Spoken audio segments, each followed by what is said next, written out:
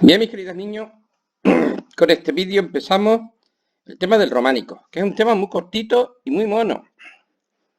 Y para empezar el tema del románico tenemos que hacer una breve introducción. Y nos tenemos que ir al año 1000, es decir, el final del siglo X y el principio del siglo XI. Estamos en ese 31 de diciembre del año 999. ¿Cómo estaban las cosas? Pues miren ustedes, habían pasado ya 500 años desde que se había hundido el Imperio Romano. Y Europa entera, sobre todo estoy hablando de Europa occidental, era una ruina. Un campo de ruinas romanas, además de verdad, cubiertas de bosque. El bosque es el dueño de Europa. Lo único que hay son cuatro villorrios, cuatro pequeñas aldeas por aquí y por allá diseminados, de gente muerta de frío y muerta de hambre, absolutamente débiles, con un nivel económico y cultural mínimo, donde la escritura se ha perdido, lo único que escriben son los curas, en latín, gracias a Dios, y no existen los estados, no hay una organización territorial, no hay nada, sobre todo desde que se hundió el Imperio Carolingio, que fue es otra historia. Pero nada, es que es pura miseria. Los lobos en las puertas de las casas y demás, y encima los vikingos, y vamos, horroroso, horroroso. Y han pasado 500 años de que se hundió el Imperio Romano. Y nada más que ha ido la cosa de mal en peor. Tal es el punto que la gente pensaba que cuando llegaba el año 1000 se acababa el mundo. Y eso se le llama el milenarismo. Y todos esperaban que el mundo se iba a acabar. Todos menos el Papa Silvestre II, Gerberto de Aurillac, se llamaba el hombre, que decía que no, que después del 31 de diciembre del año 999, pues iba a venir el 1 de enero del año 1000, perdón, y luego el 2 de enero, el 3 de enero y todo para adelante. Y tenía razón, el pobre hombre tenía razón. Por eso el día de 31 de diciembre es San Silvestre, en honor a este papa tan sabio y tan poco dado a los extremismos. Bien, estamos, eso sí, en un mundo muy pobre, en un mundo rural, en un mundo con unas condiciones durísimas, y eso hace que el mundo sea teocéntrico. ¿No? Estamos en un teocentrismo. Lo que espera la gente es morir y ir al más allá. Pero la situación va a cambiar a partir del siglo XI. Como ya sabéis, hay una serie de mejoras técnicas y económicas, la aparición del arado de ruedas, del estribo, de la collera rígida, del cultivo de la habichuela, un montón de cosas que van a mejorar el excedente económico de Europa. Va a haber más riqueza, mejores cosechas. También hay una mejora notable en el clima. Y también hay una mejora política, que es la aparición del feudalismo. El feudalismo es como sistema sociopolítico, tiene la simplicidad del asa de un cubo, pero funciona. Por primera vez los europeos son capaces de medio organizarse y, por ejemplo, aparecen los caballeros, aparecen los castillos y podemos plantarle cara a los enemigos que nos llevan haciendo la vida imposible los últimos 200 años. Llámense vikingos, llámense búlgaros, llámense ávaros o llámense sarracenos. Entonces, aquí es donde aparecen esos embriones de los futuros estados europeos, en este siglo XI, en este siglo XI y con este feudalismo. Feudalismo que está dominado por la teoría de los tres estamentos, todo ese rollo que sabéis del sistema estamental y todas esas cosas, eso es el feudalismo puro. Este es el estamento de la nobleza y este es el estamento de la iglesia, que son los únicos que siguen escribiendo y guardando los libros y copiando los libros de Platón y de Aristóteles y de toda esa gente. Pues bien, entonces nos encontramos que en el siglo XI hay un tocar fondo. Es como si bajamos hasta el fondo de la piscina y ahí nos quedamos un poquito para luego ya empezar a subir. Con el siglo XI empieza ya la cosa a mejorar y será una mejora continua. Es mejor todavía el siglo XII, mejor el siglo XIII. Siglo XIV fue regular, ¿para qué nos vamos a engañar? Siglo XV muy bueno, el siglo XVI muy bueno, el XVII también fue regular, luego el XVIII, el XIX. O sea, este proceso ya va a ser imparable hacia arriba. Imparable hacia arriba, incluso con las dos crisis del siglo XIV y del siglo XVII va a seguir siendo imparable. Entonces nos encontramos una sociedad que tiene por primera vez unos excedentes económicos, pequeñitos, pero los va teniendo. Nos encontramos con una sociedad que por primera vez, desde la caída del Imperio Romano, tiene una organización política medio que funciona, controlada por la nobleza y por la iglesia, pero medio medio va funcionando. Hay unas estructuras políticas que se articulan aceptablemente bien. Y ocurre una cosa muy curiosa. ¿Y en el arte qué tal, Pablo? Mira, el cambio se ha producido en lo económico, el cambio se ha producido en lo social, en lo militar, en lo político, pero en lo psicológico va a tardar todavía una generación o dos. Hay un par de generaciones, 3 generaciones, 4 generaciones, que todavía tienen la forma de pensar de la alta Edad Media. Acaba de empezar la Baja Edad Media. Y tienen la forma de empezar de la alta Edad Media. O sea, de aquella época donde te morías de hambre y te morías de frío y eso. Esta gente es curioso. Entonces, eso es el románico.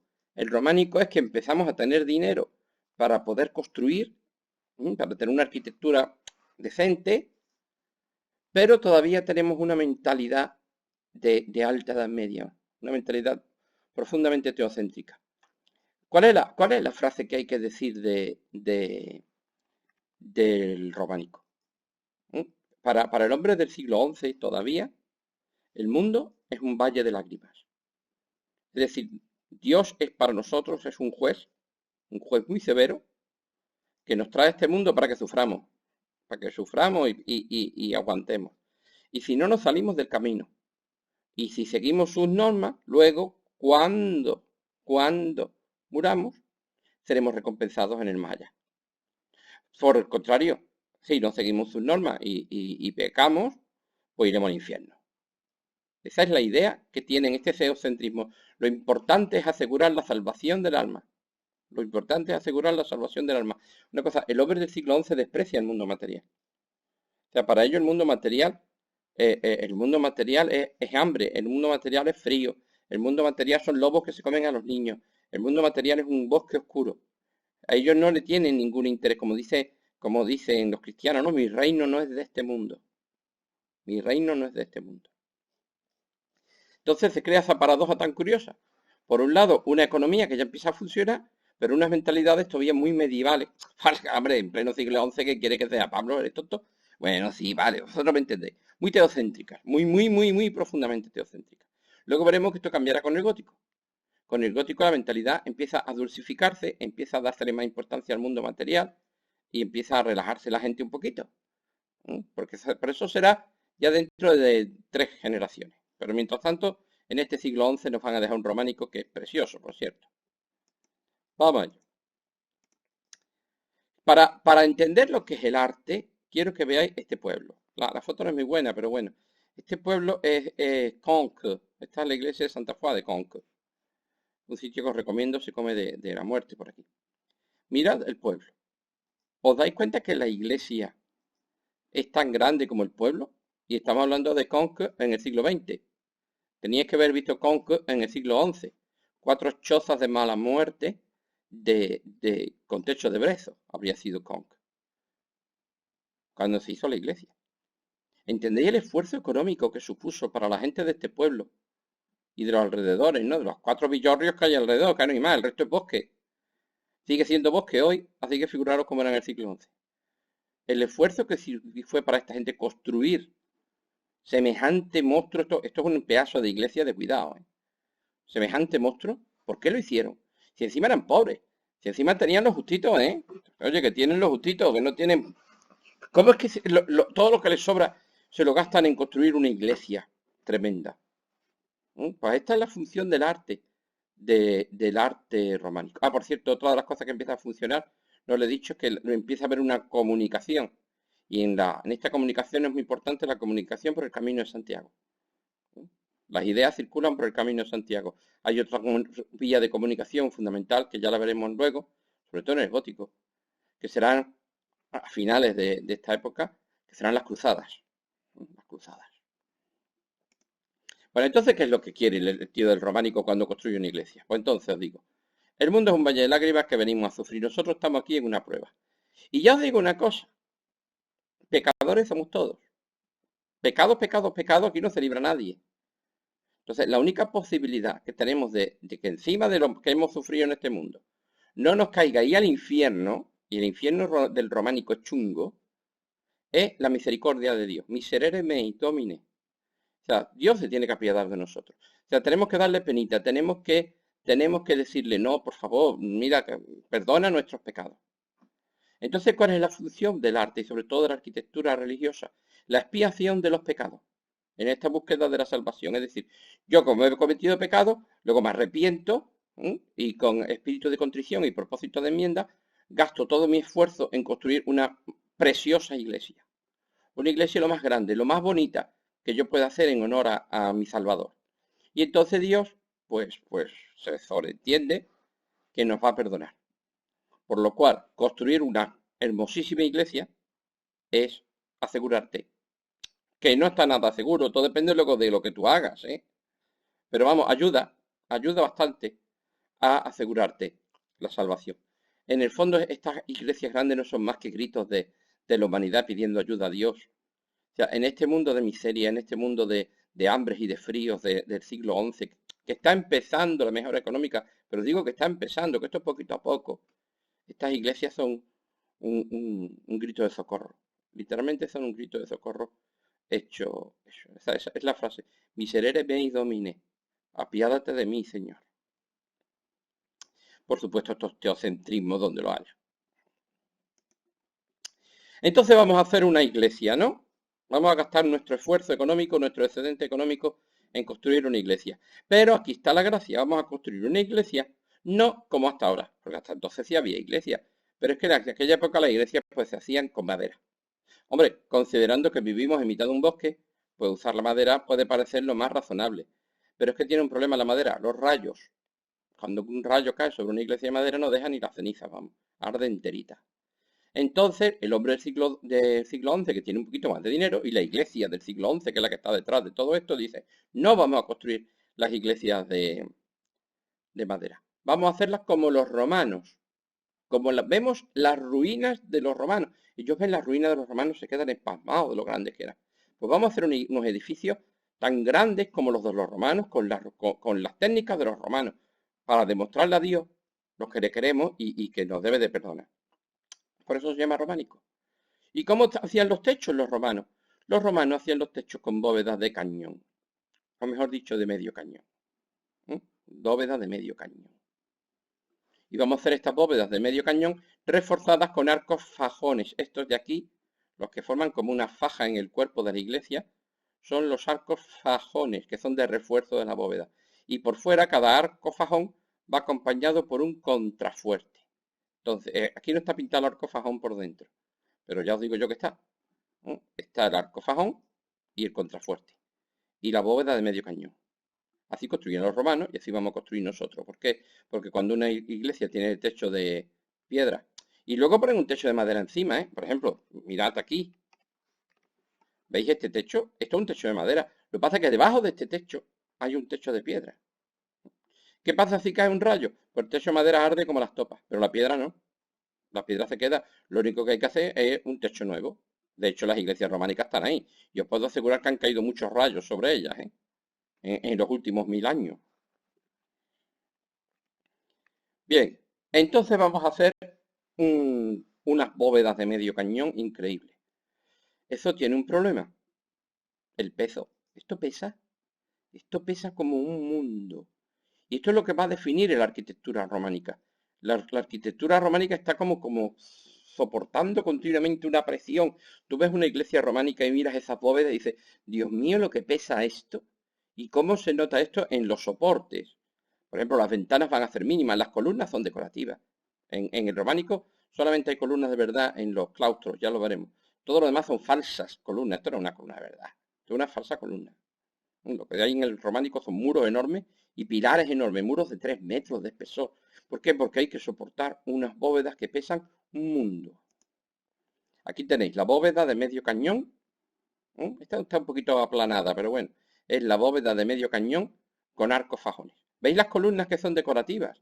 Las columnas larguísimas. Mira esta columna. Es que no tiene ningún orden, proporción y armonía. Que Pablo, ¿cómo es el fuste de esta columna? Porque esto es un elemento decorativo. Aquí lo de la reafirmación del hombre como creador de belleza, esas cosas, eso importa aquí un cuerno quemado. Importa un cuerno quemado. Entonces, entendéis que estas bóvedas tan pesadas exigen unos soportes. Entendé que lo que está soportando el peso es un pedazo de pilar aquí monstruoso de grande. Exigen unos soportes tremendos. Otra bóveda que también usan en el románico es la bóveda de arista, que es dos bóvedas de cañón que se cruzan, de medio cañón. En verdad es medio cañón, yo suelo decir de cañón y los historiadores del arte decimos de cañón del tirón, porque es obvio que es medio cañón, ¿no? Pero bueno, entonces veis como si cruzamos dos bóvedas de medio cañón sale esto.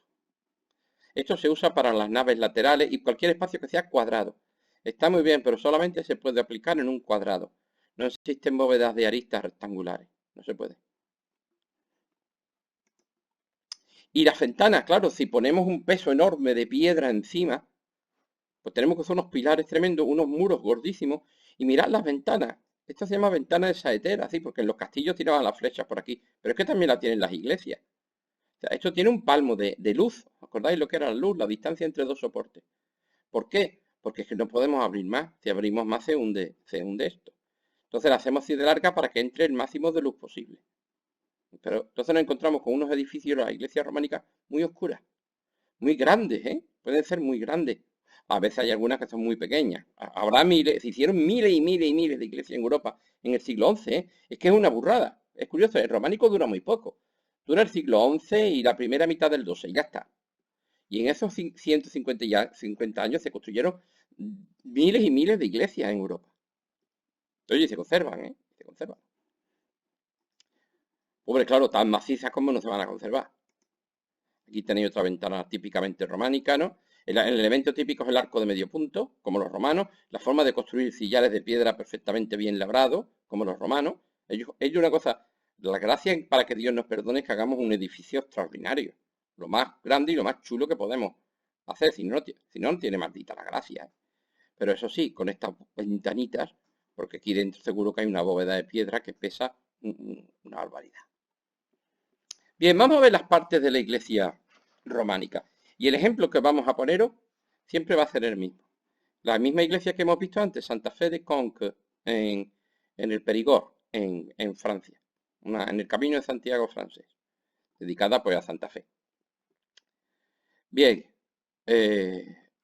vamos a ver las partes de la iglesia. Mira, si vamos a hacer el edificio perfecto, evidentemente, esta gente ha aprendido. Le pasa algo parecido que al arquitecto musulmán, ¿no? Ellos son teocéntricos, sí, pero han aprendido arquitectura de los romanos. Coño, esto se llama románico. Entonces hay un cierto orden mental. Entonces, si queremos hacer un edificio lo más perfecto posible y lo más regular, ahí está la gracia, que sea chulo, ¿no? Para que Dios esté contento. ¿Qué forma le vamos a dar? Pues la forma más perfecta que existe, el cuerpo humano. Y eso tiene forma de cuerpo humano. En verdad es una evolución de la basílica romana a través del arte paleocristiano. Veis los ábsides y esas cosas y la planta basilical, aunque esta no la tiene. Ya lo veremos. Esta es lo que tiene de raro Conk. Pero básicamente un cuerpo humano en forma de cruz. Si ya sería el cuerpo de Cristo en la cruz, pues vale.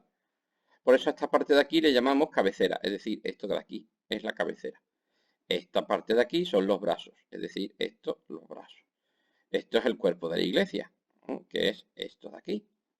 Y estos son los pies, esta parte de aquí, además que están hasta como los pies para arriba. Luego veremos que donde está el corazón, ahí está el cimborrio, que es esta torre, que representa el cielo. Pero eso es otra historia. Entonces tenemos la parte de la iglesia con forma de cruz. Recordar estas palabras: cabecera, brazos, cuerpo. Esto también se le llama las naves de la iglesia. Esta es una iglesia de 3 naves. ¿Veis aquí las bóvedas de aristas cuadradas? Y aquí la bóveda de medio cañón con arcofajones. Es que están hasta pintados los arcofajones. Y estos son los contrafuertes. Esto es esto. Siempre que hay un contrafuerte es que hay una bóveda dentro con arcofajones.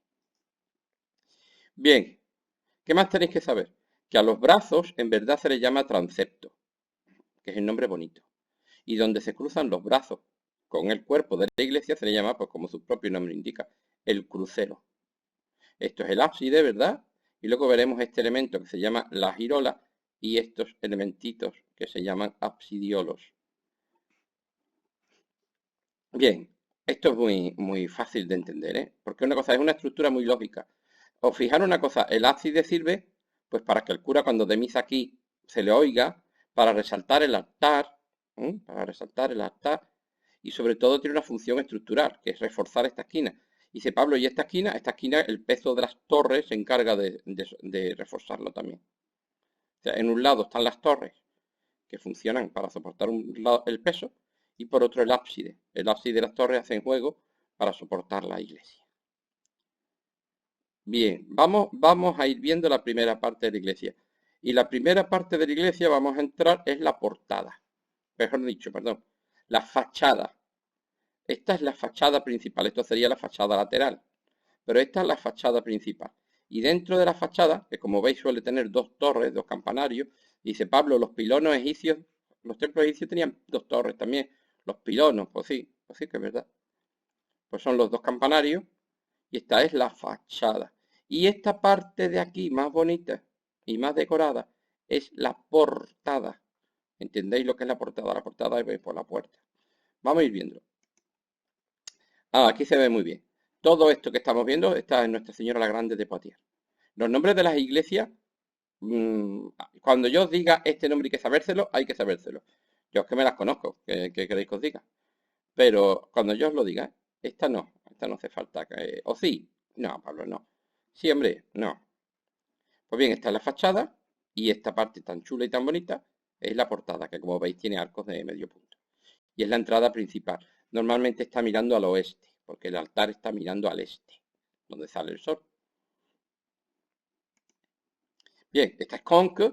Esta sí deberéis de saberlo, la iglesia de Conques, Santa Fe de Conques. Y todo esto, lo que estamos viendo antes, esta es la fachada con sus dos campanarios, ¿no? Sus dos pero decir campanario, que es el nombre correcto. Ahí está la campana. Y esta es la portada.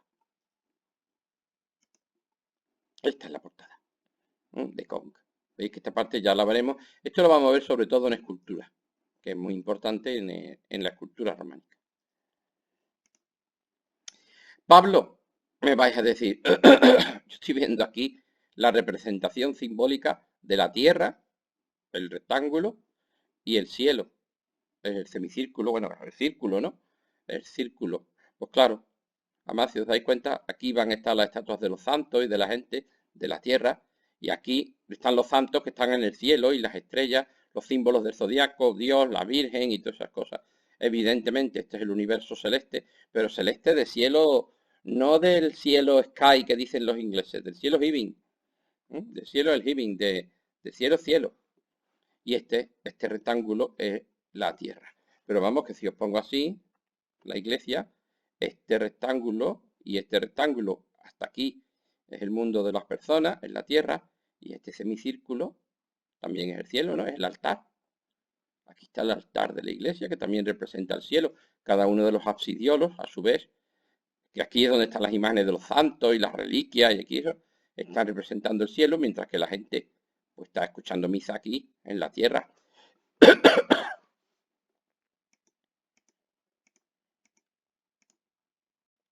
Vamos a ver las partes de una portada románica desde el punto de vista de la arquitectura. Luego volveremos a Moissac.